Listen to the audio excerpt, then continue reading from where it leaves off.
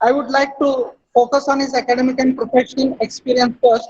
He has completed his Master of Science at Department of Biochemistry, Shivaji University, Kolhapur, India, in the year 2003 to 2005. He completed his Doctor of Philosophy from Department of Biochemistry, Shivaji University, Kolhapur, India, under the able guidance of advisor Professor Sanjay Govindwar during June 2005 to February 2009. He completed his postdoctoral research in Jungkook National University, Department of Environmental Engineering, Daegu, South Korea, under the mentorship of Professor Dae Sung Lee during October 2009 to February 2014. At present, he is serving as an associate professor at Dongguk University Department of Biological and Environmental Science, Seoul, South Korea. I would like to focus on its research summary. It is as follows. Just like publications 94, citations 2263, H index 26, item index 45. I would also like to focus on his major research achievements. They are as follows. The first one was treatment of hazardous engineered nanomaterials, adsorptive redemption, remediation of cobalt oxide nanoparticles, magnetized and functionized cellulose fibers, spectrophotometric determination of Fe, green synthesis of silver nanoparticles. Lastly, I would like to focus on his honors and grants. He has completed research project entitled Heavy Metal Ions, Discrimination and Development of Selective Colorimetric Platform during 2017-18 from National Research Foundation, South Korea. Secondly, he has also served as a member of Korean Institute of Chemical Engineering and member of Asian Federation of Biotechnology. Thirdly, he has also served as a teacher assistant during 2005-2007 while pursuing PhD at Department of Environmental Biotechnology, Shivaji University, Kolhapur, India.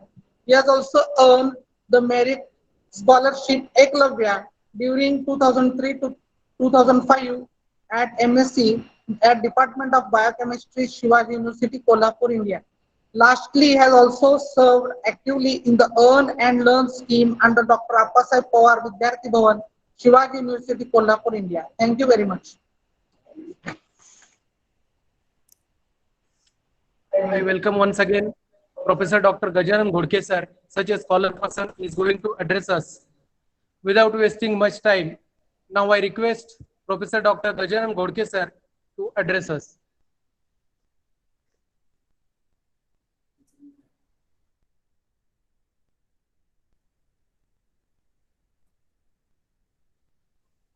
Thank you for introduction. Can you listen me? Hello? Yes, sir. Yes, sir. Yeah, okay, thank you. Thanks so much. First of all, I am very thankful to the organizing committee of the international webinar on environmental changes, biodiversity, and sustainable resource management. Many thanks to Chief Patron and Maldar sir, Bhanje sir, Dere sir, Adhyutat and Badmori sir. And I am especially thanked to the Solapur Jilla Samaj team to establish this college in the rural areas. And now I would like to finally thank to the technical team for their efforts in organizing this conference during even the COVID-19 pandemic crisis. So this is one of the great efforts has made by this college staff to make this kind of awareness in the society that about the biodiversity and environmental issues and how to protect our water and soil resources. I also like to welcome all students and participants. As already introduced, I will not go further about my further introduction. I would like to just mention some details about my university. This Dongguk University was established in 1906 by one of the Buddhist monk, and now it's established 4 different campuses. One is in the United States and other 3 are in the South Korea. And I am working one of that campus in the Goyang district. So this university has all kind of disciplines of engineering and College of Medicine, College of Pharmacy, and there are many departments of natural science like physics, chemistry, and some other subjects. So this university is performing very great nowadays in the research and development, because there is now struggle in the getting admission by the students, because the population of the country is continues to decline. So there is a struggle to get the admission. So there is a lot of research activities within the ranks. So they have started recruiting all kind of international faculties. So one of that program, I have joined this university in the 2014. So I am very delighted to present some topics about the phytoremediation and their application to protect our natural resources like soil and water. I hope that professors, students, and some of the participants will find new thoughts and research opportunities awaiting in this field. The presentation is to provide a very brief review on the recent developments on the phytoremediation technologies. That is green technology to protect our mother nature. That is very effective. I will mention all details in the further slides. So I will like to cover some of the interdisciplinary topics related to soil and water resource management and environmental protection. So remediation means remedies like to solve the environmental problems. So we call remediation. If it is a phytoremediation, that means that we apply the plants to grow and to address the environmental problems. So it is about the environmental protection, cleanup of the soil, water. It is based on the plant, so it is called as phytoremediation. So along with this interesting topic, it will be great to know that many different selected plants can reduce the risk of the various kind of pollutants that results from the various different industries. And most of the time, we know that like developing countries, there is no such stringent protection for our river water bodies and soil, where the contaminants get directly discharged to the fresh water and the fertile soils. So these are under the big threat for the biodiversity on the soil, where is the contaminants are disposed, as well as the contaminants are disposed in the water bodies like river. So there is a huge threat to the biodiversity of the water bodies and the river, like fish and aquatic plants. So let's start with environmental factors responsible for the origin of the COVID-19, this crisis. So we should consider this and to avoid such emergence from any other part of the world in future. So we have to be very careful. Some of the environmental factors may initiate such kind of origin or evolution of the any viral future crisis. So after that, I will move to the phytoremediation mechanism. Those are very applicable for effective treatment of sustainable way for the soil and water cleanup. So please start with the first slide, that environmental factors for COVID-19. So I would like to mention that how this COVID-19 might be originated. These are one of the hypotheses. This is not of the exact bit, but these factors may be contributed such maybe in future or this current existing pandemic crisis. Nowadays, what happened that interaction of human or domestic animals we grow, that is interaction with wildlife, that serves epidemiological bridge between wildlife, animals, and human infections. So this way, this is one of the process that is zoonotonic disease emerges. That means it moves from the animal to the human. There are some viruses and some infection like bacterial viral. So it moves from the animal to the. So this kind of disease can be result of the human activities, ranging from land use change and changing climate, changes in animals and human host. So changes in the pathogen also, because of the viral always get mutations and that evolves and to exploit the new kind of host, like including humans. For example, bat associated the coronavirus has been emerged in this time, and that has lost its habitat. Bat habitat. Bat is the animal that always help to the agriculture, like pollination and all this. So because of the forest destruction, the bat habitat has been lost. And another reason is the agricultural expansion has been threatened to the cut of the forest. So this has to be very important, that our ecosystem integrity has to be not underlined by human activities. So our human health should be with a sustainable development. So let's consider some of the other things related to the coronavirus. Human has induced that environmental changes like global warming, and that also allowed that to reduce biodiversity very severely. And once we lost the biodiversity, it is very hard to repair, because we just are greedy, not responsible to protect the biodiversity.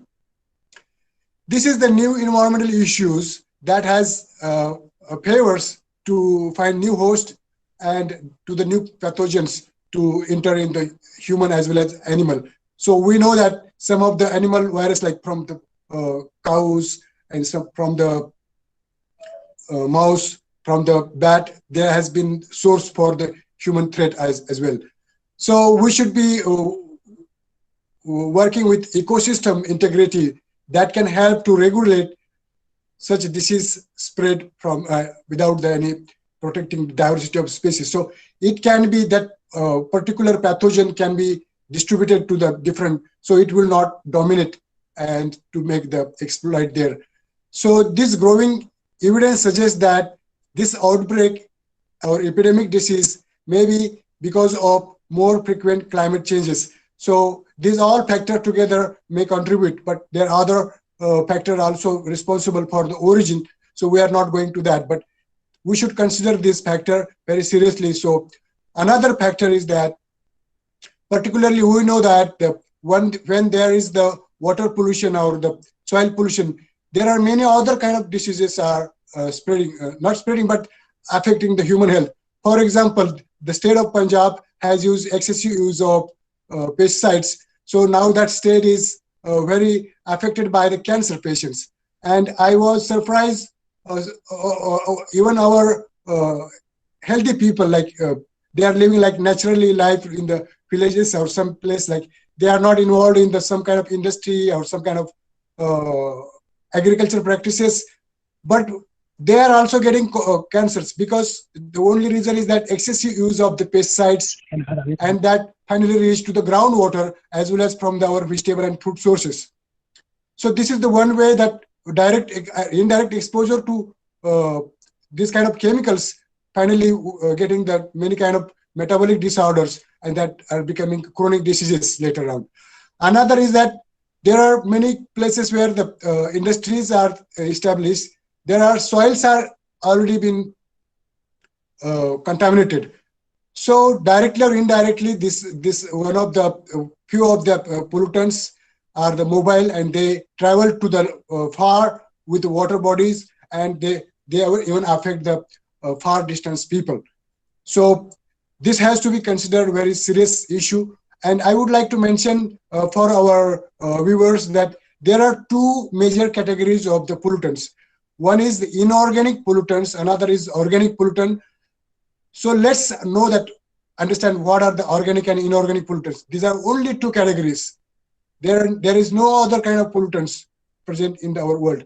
So we know that you will be very surprised that how much pollution, and the rivers, you know that Ganga river was how much polluted, it was very difficult. So there are many water bodies has been contaminated, but we just look around us, but we don't see the pollution. But we are unaware about such kind of excessive pollution in the other part of the world.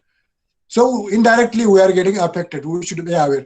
So in the inorganic pollutants, there are again subtypes of like heavy metals, and another is that kind of inorganic nutrients, even the like NPK, sulfur, phosphor also finally comes to the water if there has been excessively used. So they are not healthy for all of us. Another major inorganic pollutant is radionuclides, uranium, plutonium, thorium. These are very difficult to even extract from the soil and water because they are very toxic. It is not easy to, but at the low concentration we can look for. So environmental pollution caused by such metals, radionuclide, and some organic pollutants affect the quality of environment, soil, water, air, and the human health. So currently, the great efforts have been made to reduce the or remove, stabilize, at least stabilize contaminant present in the polluted soil. So they have to be, because particularly this college has been established in the nearby river basin. I suppose to that this area has been very famous for sugarcane plantation, and they might be aware of the air pollution and water pollution from the sugarcane processing industries. So finally, some of the people are using some of the waste products from the industries to feed the irrigation. So this has to be seriously considered, because we know that some of the soil and the lands of the sugarcane are going to be infertile in the near future, because excessive use of the water and accumulation of salt finally has to make the soil very difficult to cultivate in the future. So these uncontrolled hazardous waste sites are a great threat to humankind and aquatic biodiversity. Can you listen me? Is sound coming? Yes, sir. Yes. Okay, Yes. there is some call on the WhatsApp, so I thought it may be some disturbance, but okay, I will continue. So considering organic pollutants, there are again various type of organic pollutants from the various industries like textile, pharmaceutical, pesticide industries, as well as from the agriculture practices. Oil spill, petroleum, hydrocarbons. This is another kind of organic pollutant. And the persistent organic pollutants, this is one of the serious category like DDT. You may know that there is no way to degrade such kind of pollutants. Another is that the 2,4,6-trinitroptoluene, called the TNT, and that is from the accidental contamination or from the explosives.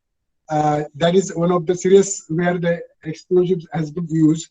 So the soil become very infertile, like somewhere, you know that if there is nuclear war or some bombing, there has been lost every kind of diversity and biodiversity or any kind of life.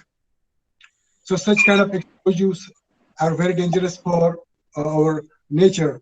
So another is a polycyclic aromatic hydrocarbon. So these are different types. Polychlorinated biofilm. So these different organic pollutants are resulting from the different industries. So they are very threat to the humankind as well as domestic animals as well as our cattle, because finally, indirectly way, they has to come to our soil, our animals, or our childs. So let's see there are many kind of contamination, like air contamination, soil, sediments, where there is some industries about the mining, contaminated groundwater. So there are not this single problem. There are different kind of water has contamination problems, like wastewater streams, like industrial, agriculture wastewater, municipal wastewater, that is from urban areas, sewage, domestic wastewater. Therefore, protection of our nature and human from this pollution becoming very challenging these days. So the term contaminated sites, we should aware that refers to that we get restricted because somewhere we choose near the urban areas as a contaminated site to treat and to protect from the direct exposure to the human and other animals. So this ecosystem get high severe impact as well as human health. So there is need of remediation when we just collect or when we need to treat the such. So we should practice some of the practices for remediation. So if we go for traditional, like physical excavation of the contaminated site and land filling to the other place and then treating. So these are very labor-intensive, energy-intensive process, particularly the taking waste from one place to and then when another method is a chemical process where coagulation is a very popular method. We just coagulate and stabilize that particular contaminant, but we are not going to degrade. So this is not the final stage. So these chemical and physical processes are not the final or effective ways to treat. So what are after this physical excavation or some sites or some chemical treatment? So what are the final ways? So we should look for the how we can use the plants to treat such kind of sites. So water bodies we can use for aquatic plants, or land we can use some of the small plant, herbaceous plant as some of the tree. I will discuss here in the later slides. So first of all, let's know that why we need phytoremediation. So this is a very less expensive as compared to the other methods. This is totally green because it is involved the plant. So it again fix the carbon. So it is multiple way it helps to the nature. So our research group currently working on the developing green remediation technologies. As they mentioned, one of our research achievement is about the nanomaterial waste management. You know that nanomaterial is now hugely get manufactured for the many purpose, like many applications, electronic application, catalytic application, industrial application. So finally they are going to reach to the contaminated sites. So we are developing some new technologies to treat such nanomaterial waste. So instead of going to detail of some particular topic, I would expand the scope of the phytoremediation. So we will understand what are the opportunities, possibilities for even business as well as for research possibilities. So shortly, I will go 4 type of phytoremediation mechanisms. Those are phytoextraction, phytostabilization, Rhizo Degradation, and Phytocollateralization. The phytoextraction itself named as extraction, that means we cannot extract the organic compound, but we can extract the inorganic pollutants. Those are heavy metals and those.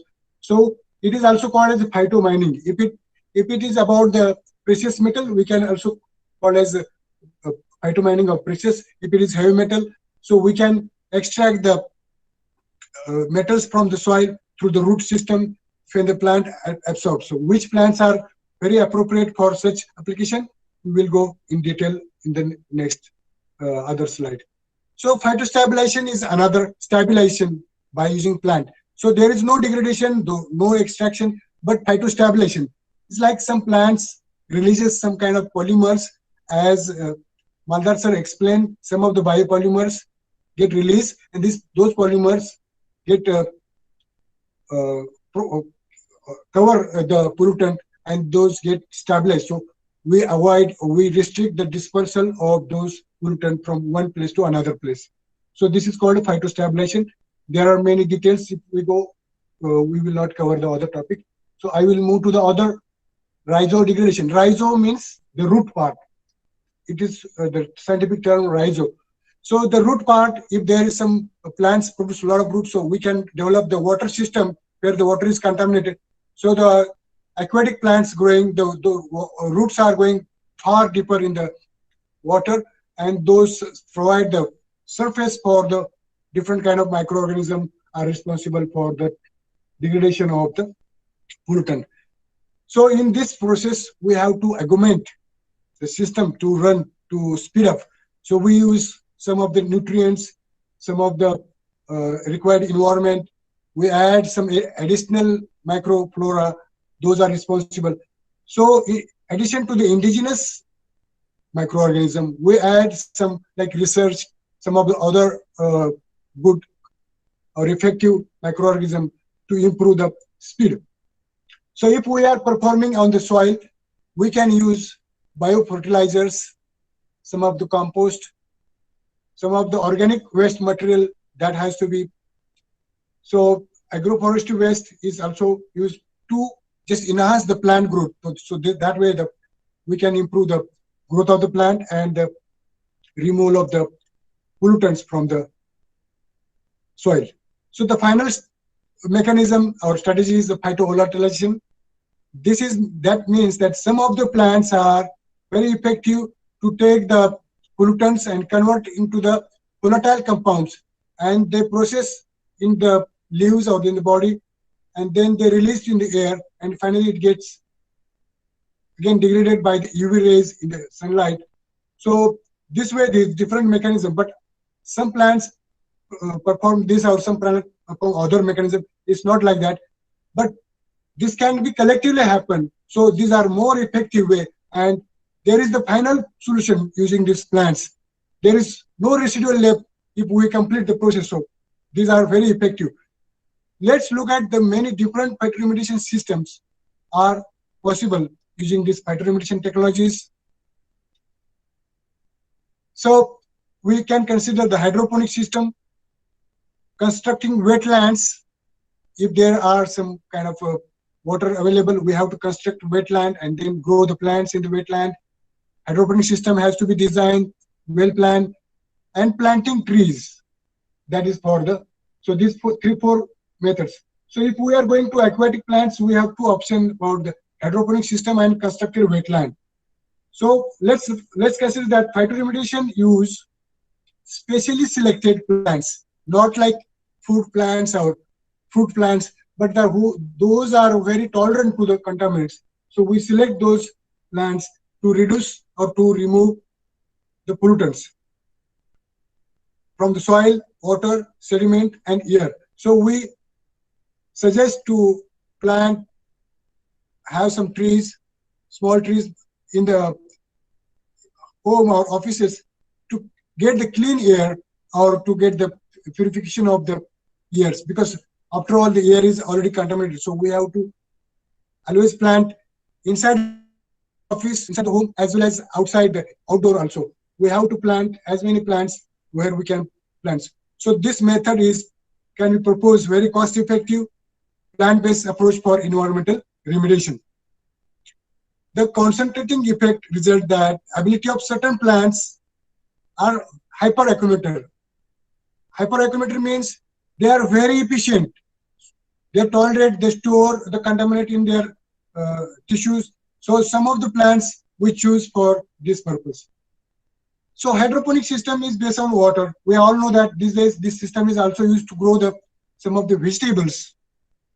And this system, hydroponic system, we can also use for research purpose in the laboratories. So this is a small setup we can make. Then we can perform a different experiment on a specific pollutant using specific plants. So multiple plants together. So in the continuous system or in the small system. So hydroponic systems are very effective for the research purpose as well as for the agriculture purpose, particularly for vegetables and some of the fruits like tomatoes also. So let's see, the constructed wetlands means what? We select, design the land, that is for the particularly for the water management. So we call it the wetland, and that is also well done for management of that particular site. So these are very appropriate to grow some kind of plants, like we call the microplastic plants. They either grow on the water, like floating water. So these are, we have plants such. So some of the plants are known for the like water hyacinth, typha hydrilla, and some of the duckweed, that is amaranth. In the Marathi we call tandrada. I would like to aware that if this vegetables has been grown in the nearby contaminated site, we should be avoid to consume such kind of vegetable. Particularly, for example, in the Mumbai, you might seen that nearby the railway tracks, they are growing some vegetables, and they are using some domestic wastewater to grow such vegetables, and they take care of the health of the other peoples, but they're directly supplying to the market. So this kind of vegetables are very threat to the human health, because this can contain the heavy metals that are like arsenic, are very toxic, that can cause cancer and other health issues. So constructed wetlands can be done many different formats. So it is not possible to show you how we can show the different setup, like a free water surface, then submerged water surface with vertical as well as horizontal. Another important advantage is that this kind of wetlands can be very effective also for the effective removal of ammonia from the water bodies, ammonification, and some of them are reactor based. We can also do big reactors in the processing units where agriculture or some of the industrial waste has to be treated. So we can develop such sites. So let's go to the how we can perform the static aquatic plants. That means the plants has been planted manually or it has been growing naturally nearby the wetland. So some of the effective plants as this can be planted, like for example, you might see that water hyacinth, we call that pan kani something in Marathi. So this is a very effective way to protect those water bodies. I want to tell you that this aquatic phytoremediation is totally nature-based system. So it has potential to provide efficient solutions and to target multiple pollutants. This is not to worry about the other pollutant or this pollutant. So if we plan, this can be multi-target treatment system. I want to mention here that there are many opportunities now to do business using the plants, because you know that many industries are not taking responsibility to take care of their waste. So here, if we develop some technologies and provide solutions for industries, then there are many business opportunities to generate. Another most important is that this business can be expanded to the very large level. So we have to work for the large scale for industrial application. Again, we can provide ecosystem services. Those are potential for another advantage, that resource recovery.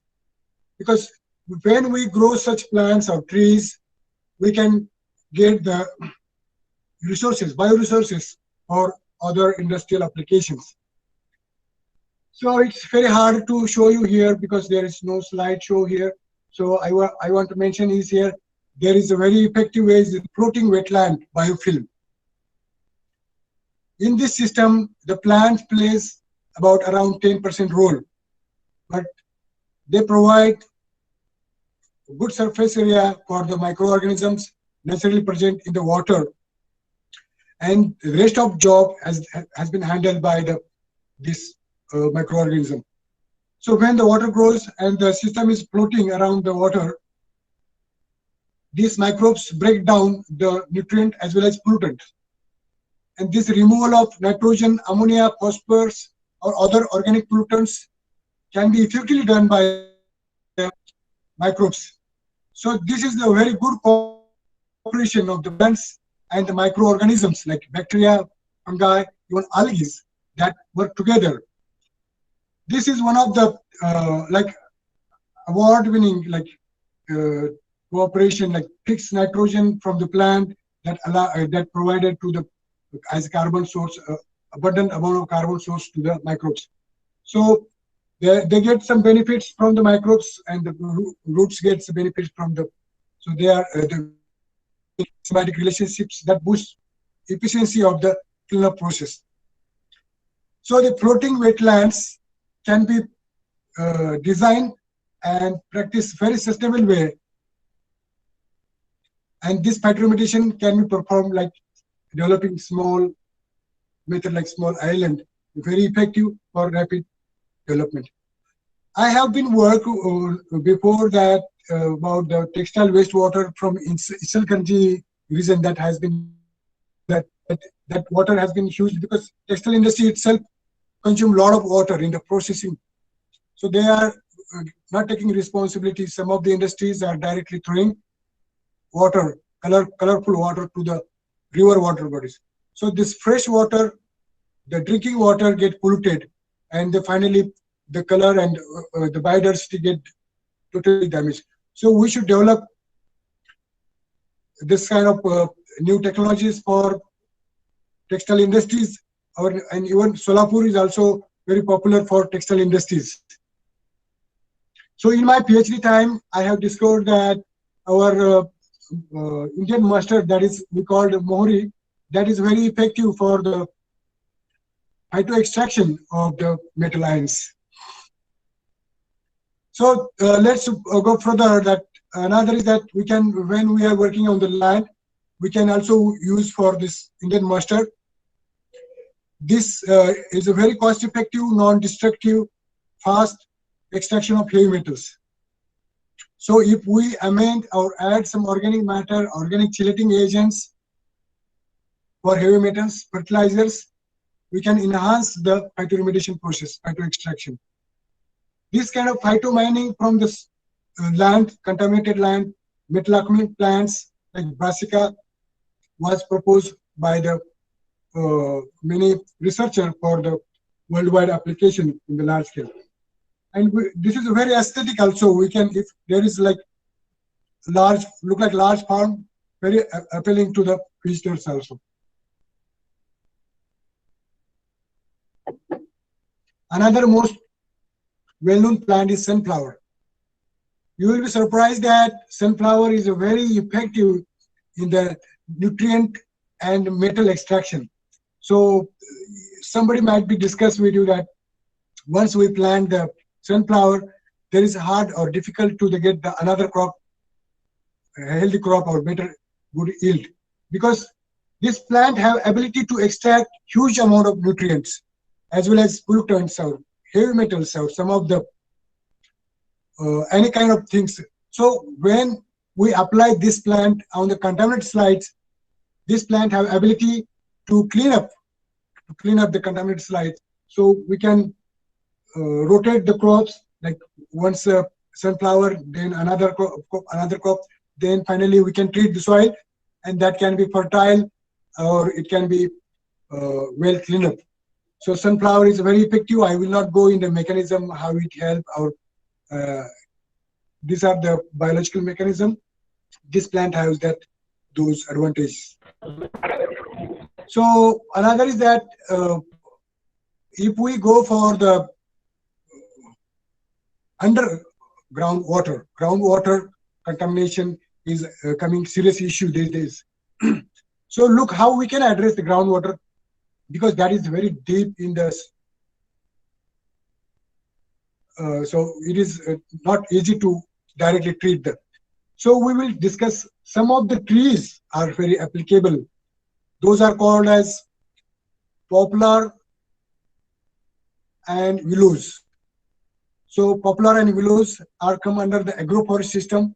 So this agroforest system, these are woody plants. They grow fast, and there are many plant species of this genus that can be applicable for the direct planting. So the mechanism I will discuss here about how they work. So it will be interesting for you. These species, like particularly woody species like poplar and willows, they are very popular for the rapid growth, because you know that within 1 year they produce tons of the biomass. Their growth is fast, so this can be produced ideal for biomass production as well as treatment of the contaminated water. So these woody plants perform very multiple ways. Like they do phytoextraction, phytostabilization, Rhizo Degradation simultaneously. So they become very effective. These days, very hybrid plants are available. Those are very effective to treat the broad diversity of the contaminants.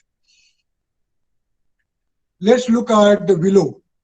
The willow plants are not too big trees, but the small trees, they go straight, and They are very good alternative for the traditional remediation techniques. Those are involving like excavation or transport or landfilling of the soil. But the phytoremediation using the willows is a very sustainable alternative. These willows are also associated with diverse range of microbial communities. They work together. Like phytoremediation makes successful not only the roots, but together with. So here the plants also play together role with the microorganism. These willow trees in the phytoremediation process, particularly if we apply for the contaminant site, they are again the cost effective. Again, the restoring the mining sites, landfills, and contaminant sites are very applicable because these are not for the groundwater because these are small trees. Another advantage is that willow trees can grow even high acidic soil, 3 to 4 pH. Even contaminated sites with heavy metals like copper, zinc, nickel,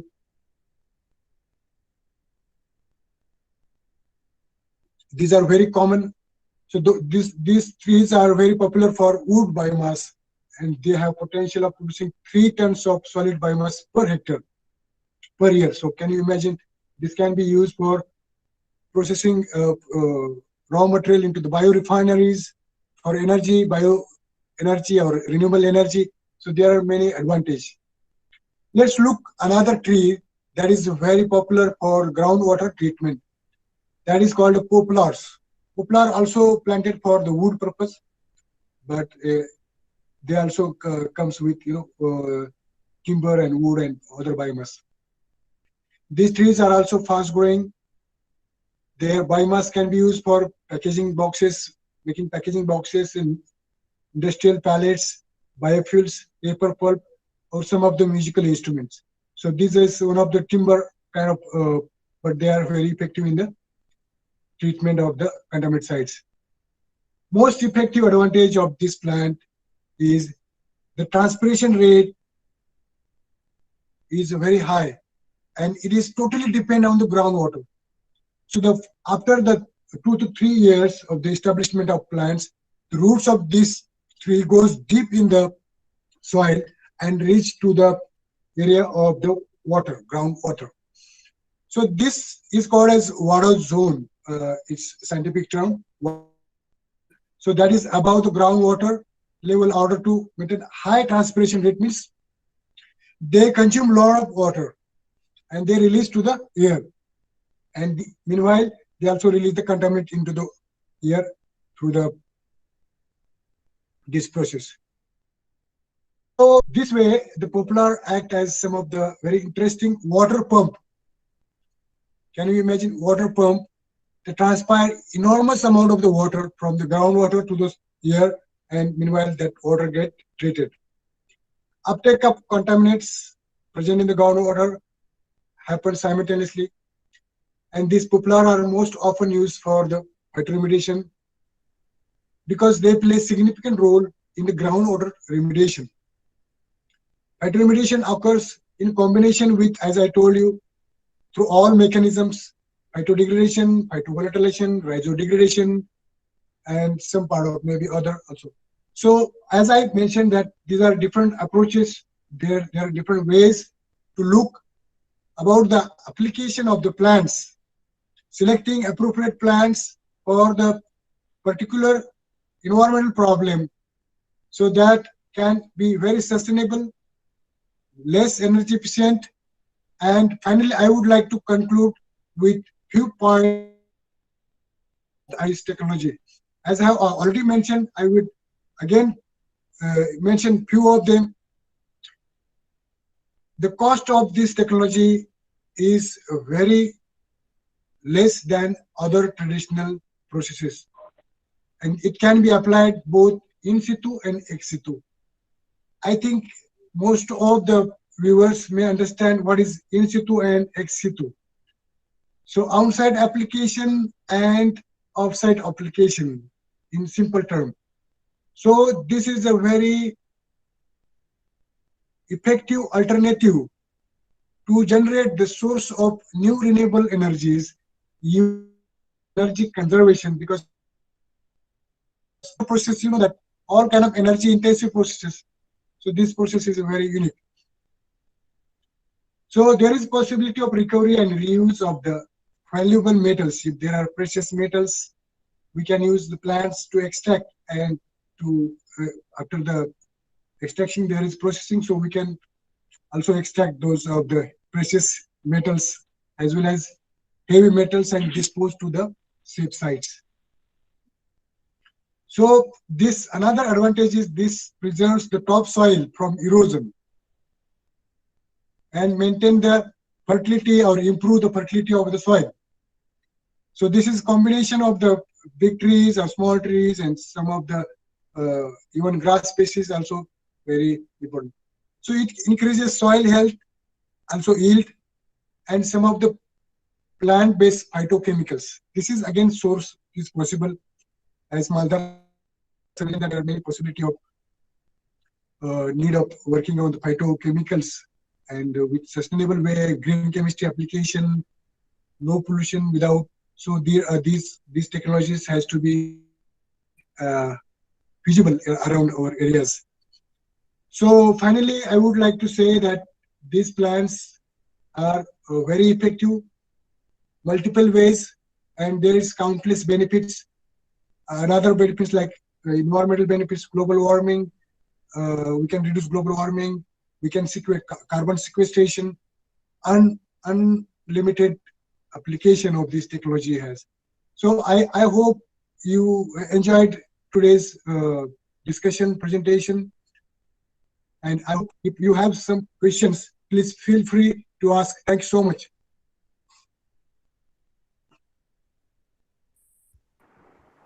Thank you, Ghodke Thank Sir. you very much, Thank you. Dr. Gajan, for your valuable guidance. Yeah, Which please speak loudly, and if there are questions, I would like to raise. Thank you. and these are causing the diseases in human Please use mic, sir. Mic, use mic.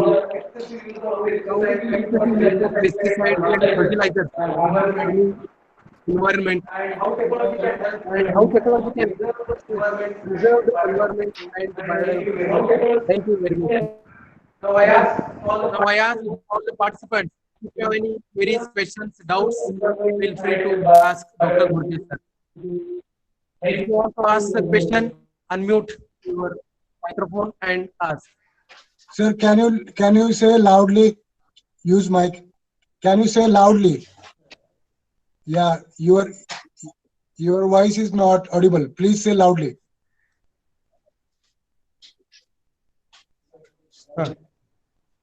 If any participant wants to ask a question, they can unmute their speaker and ask the question.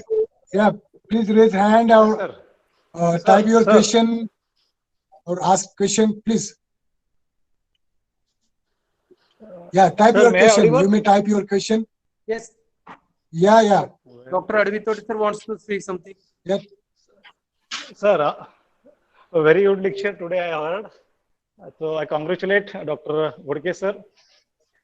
My question is, apart from this seminar, as you are associated with Foreign University of Korea, please tell about how you are getting the students, the process of getting the students in your institute after completing post-graduation from Sholapur University. Your question is about student, right? Student admission in Korea or further research. Admission, okay. Admission, okay. Either for PhD. How to get the admission in Korea? Yeah, there is question. Okay, I would like to give the brief points because every details cannot be covered. But first of all, if you want, you are looking for getting admission in any field like natural sciences, engineering, or medical, or any kind of. So you suggest to be come for master degrees or PhD degrees, not for bachelor, because there are no such fellowships, or there are some still the transition between the Korean language and English language has not been completed. So please look for master as well as for PhD programs. Another most advantage is that you should have good percentage or good score in the last degree when you are going to apply. And another is that before application, you go to appear on English language exams like IELTS or other TOEFL or any other. I suggest for Korea, IELTS is okay, and bring maximum score and have some other documents. And then there is normal process like application or looking some professor, post professor, then communication, and then going to proceed step by step. So most important thing is that your degree score and your English language score. These 2 points are very important. So if you are okay with these 2 points, the rest thing will happen, because step by step, communicating with the university office, because every university has a website and they provide emails and phone numbers. So there is no problem of communication. So most of professors also are on the websites. So you can look for the particular professor or universities. Those are related to your subject. So direct communication with officers as well as some professors can help you to guide and proceed your application. So this is not complicated process for you. So these officers will take care of your application, because some of the time, if you are going in like at personal level, it will be hard, because some of the universities still use some local language websites. So you have to communicate, and then you have to solve step-by-step problems. That will be not big issue. So who are interested, so please keep in mind, you should have good score of your degree, last degree, and maximum score of any English language that recognized worldwide. Yeah, thank you. Okay, thank you, Hello, sir. sir. Thank you. Hello. Yeah, yes, sir. Hello. Yes, I'm Vinayak, Dr. sir. Vinayak Dula. I know. I'm audible, sir? Nice to meet you. Yes, yes, You are sir. my I'm friend. fine. Yes. Just one question for you, because I am working in this particular area since 7 to 8 years. So I have doubt related to the after use of the plants. When we use in the wastewater treatment, even we are using for the textile wastewater treatment, particularly in phytoremediation or Rhizo filtration or root zone based technology. So after use of this those plants or plant material, Loudly. can we dispose that particular plant material in the environment, or is there any method, or is there any process for the degradation of that plant material, or what we can do that use the plant material? Means after the phytoremediation. Did you get my point? Yes, I understand. Actually, it is not recommended. It is chance. I told you that there is chance to come in the food chain, because Yes, right. because some people are not responsible, and they even by chance or coincidence or any other reasons, it may come in across to the people. So suppose if we are using some oil plant like brassica or sunflower, it can go for the biorefinery or for other processing units. So it can be converted to that way, or if it is a serious contaminants, it can be disposed well with some guideline.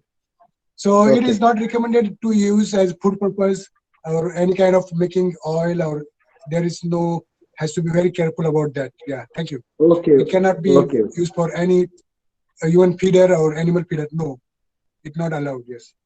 Okay. But if it is used in sewage treatment plant, can we use that, because it is non-toxic or a little bit toxic in form? So can we use that plant material where in the contaminants there is no such toxic or non-toxic, because if there is contaminate, for example, suppose how we can identify the heavy metals, this heavy metal is good or not? It is not any kind of biomass or biomaterial are not allowed to any come across to the even though if suppose we are not careful about the taking, because this is a long process, because growing trees and all this, so we have to dispose or use for the such purpose, where suppose if we want to make some wood products from the poplar or willows or some kind of paper, so we have to test every details, like what are the composition of that biomass, or is there still some of the serious, so we cannot use for that purpose. So we can look for another way. So that's where the we have to use that. Yeah, thank you. Right. Huh? Thank you, sir. Thank you for explanation. Thank you very much, sir. And I congratulate you, sir, on behalf Thank of you. Solapur University. Yeah, nice to Okay, meet thank you. you, sir. Same to you, After a sir. long time. Yeah, we will be in touch. Yes, sure, sir. Is there anyone- I'll be in touch, sir. Is there anyone who wants to ask a question or query to Dr. Ghodke sir? Yeah, thank you. Or shall we go ahead?